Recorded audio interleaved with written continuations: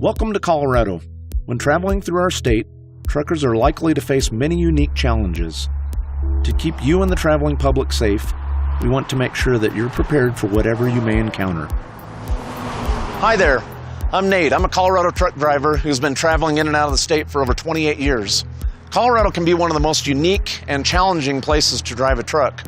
While you're here, you might experience high winds and reduced visibility, low bridge clearances and load-restricted structures, heavy urban traffic areas and construction zones, natural hazards like rockfalls, mudslides, avalanches, and wildfires, wildlife crossing roadways, steep grades and mountain passes, and sudden weather changes.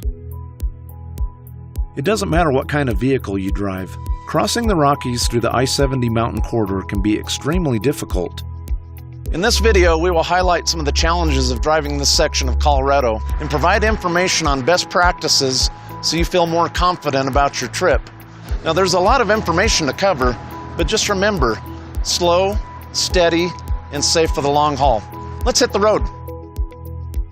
For any journey you make, you should always have a trip plan. For your travel along I-70, make sure you have a plan B as well. Your original plan may not work out due to weather delays, full or closed rest stops, or other impacts. Know ahead of time your options for where you will check your brakes, chain up if there's winter weather, and rest when you need to.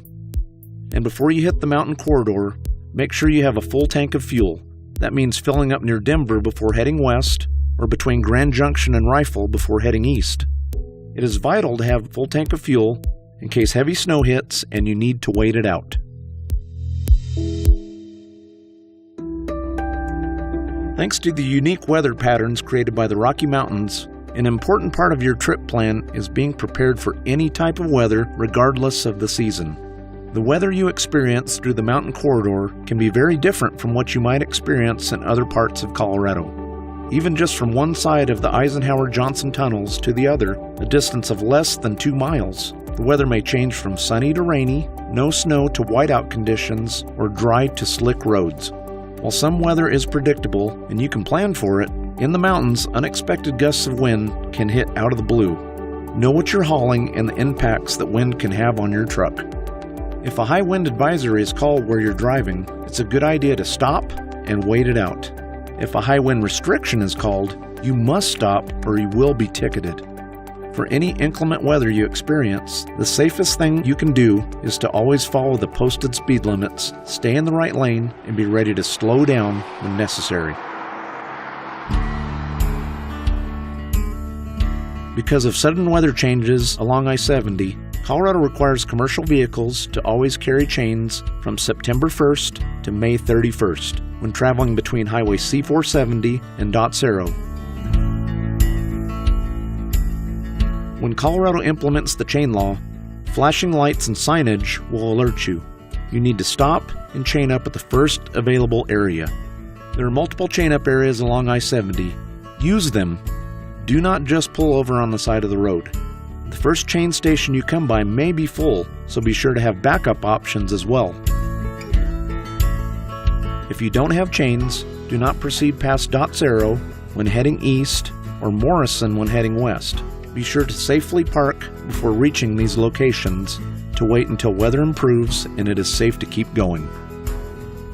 While extreme weather might not happen, steep grades are one feature every driver will have to deal with. Between Morrison and Dots Arrow, you will experience numerous steep grades, some as long as 10 miles at a 6 to 8% grade. To reduce the chance of I-70's steep downhill grades causing issues, make sure you're going slow before you descend. Be in a low gear and understand the kind of brakes that you have.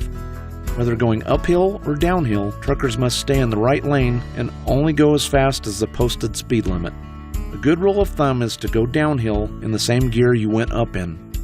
Stay patient and don't try a risky pass. This can not only slow traffic, but potentially cause a crash. Signs will alert you to steep grades and point to the fact that they're often longer than you expect. In addition to signs, drivers can use new in-truck technology that uses each truck's GPS location to alert drivers to upcoming steep grades. Steep grades and speed are the most common causes of hot and failed brakes, so make sure you always check your equipment and brakes before you start your drive. Along I-70, there are many designated brake check areas. Trucks are allowed to use any chain-up area or rest stop as a brake check area as well. Know your brake failure indicators. If you're not feeling your brakes engage, or to the full effect you are used to, you are likely experiencing brake failure. Along with knowing how your brakes feel, look for visual clues as well. If you see smoke, your brakes could be on fire and you need to be prepared to stop immediately or you will be forced to use a runaway truck ramp. If your brakes do fail, runaway truck ramps are the best option to protect yourself, your truck, and everyone else on the road. Runaway ramps are engineered to slow down and stop the truck while keeping the driver safe. These ramps are designed to stop a truck entering the ramp with excessive speeds. To properly use a runaway ramp, make sure you're in the right lane, your flashers are on, and aim for the center of the ramp. There is no penalty for using a runaway truck ramp. If you need it, use it. The other outcomes can be devastating. When you're traveling west and pass through the Eisenhower-Johnson tunnels, there are 2 runaway ramps before you reach Silverthorne. If you miss those ramps and your brakes have failed, do not use exit 205 to leave I-70. Instead, stay on the highway and use the uphill grade just west of Silverthorne to slow down. When you're headed east towards Denver, the Georgetown Brake Check Station is a great place to stop and let your brakes cool. Many drivers reach Georgetown and think they've hit the end of the steep downhill grades. Don't be fooled.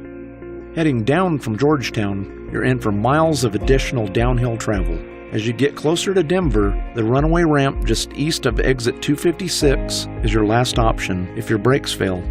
After this point, you will be in a major metropolitan area with no other options.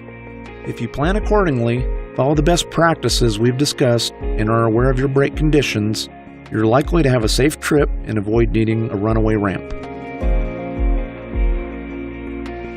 Along I-70, natural hazards are common and can occur throughout the year. Drivers always need to be on the lookout and at the ready for rock slides, mudslides, avalanches, and wildfires. When driving at night, do not outdrive your headlights. They are the only way you will see a hazard ahead. Trip planning will help you know ahead of time about existing hazards or planned rockfall work.